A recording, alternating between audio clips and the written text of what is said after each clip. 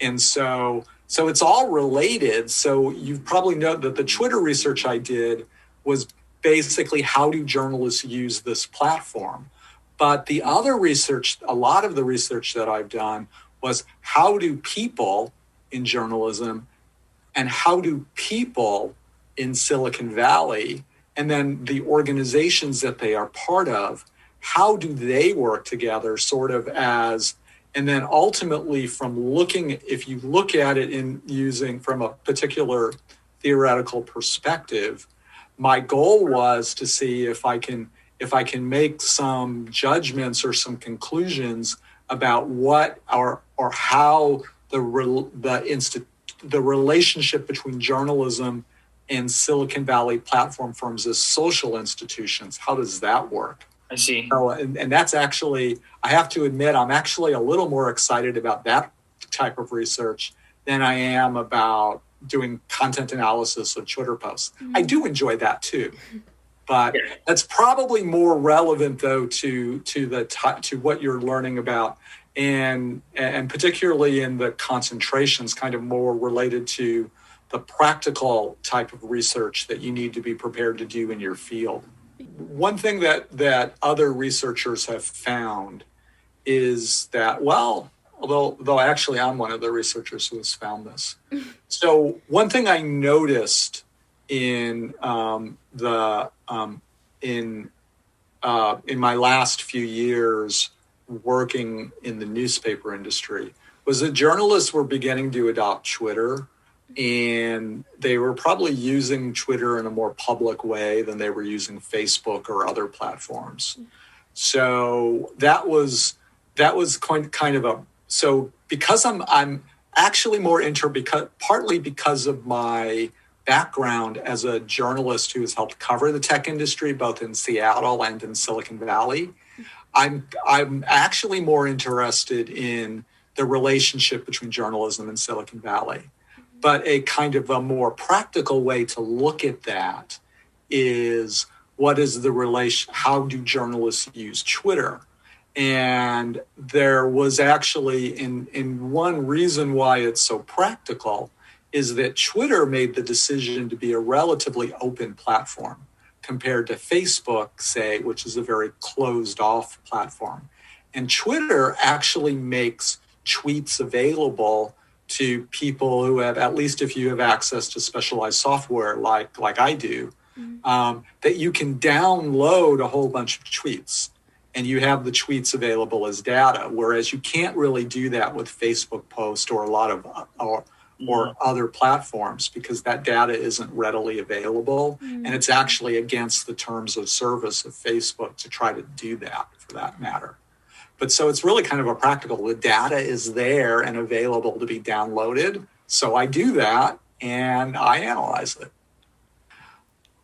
Because I am not someone who thinks that media actually has a huge effect on us.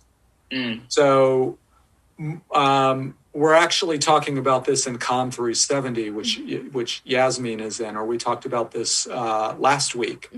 That there is a theory called agenda setting theory, which basically holds the phrase is that something like media don't really have much, media don't tell us what to think, but media do tell us what to think about. So media are not very influential at shaping what public opinion is on specific issues, for example. Or you could even, in advertising or in the entertainment industry, you could even apply this to different products or maybe intention to go see a movie. But media can set the agenda in terms of what issues people are talking about or thinking about, or what entertainment products are out there on the public agenda, for example. So for instance, if magazines or newspapers are putting more attention on one movie because they think it's a bigger movie maybe than another, people are going to be thinking more about, do I want to go see that movie? But what actually has a bigger influence on what people think about things is interpersonal communication. So what your friends believe, what your family members believe, are actually have a much stronger influence than people do. And now there's no reason social media. I mean, different platforms have their own characteristics, but in terms of broadly what effect that they can have on people, social media are no different than other platforms, than other media platforms, right? Yeah. There are like different platforms maybe have different audience sizes, but Facebook doesn't necessarily have any greater influence on people than TV does, for example. Research is hard. And you're not going to be able to come up with the energy to follow through on a project unless it's a research topic that's interesting to you in some way. So there are all sorts of different types of research you can do. You can do experiments, you can conduct surveys, you can do content analysis like I do. Sometimes I do what's called quantitative content analysis, which I think is the basis for the Twitter articles that you read. But sometimes I use a type of a qualitative type of content analysis called discourse analysis, where I'm trying to figure out what themes exist within a certain body of text. And in that way, you can basically, you can never know what people think, but at least you can know what the outcome of what people think is. And that's what any form of text and anything, I mean, like a movie can be a text, for example, a video can be a text, a podcast can be a text. And so there are so many different ways of approaching research that I can't really say that one is more practical than the other.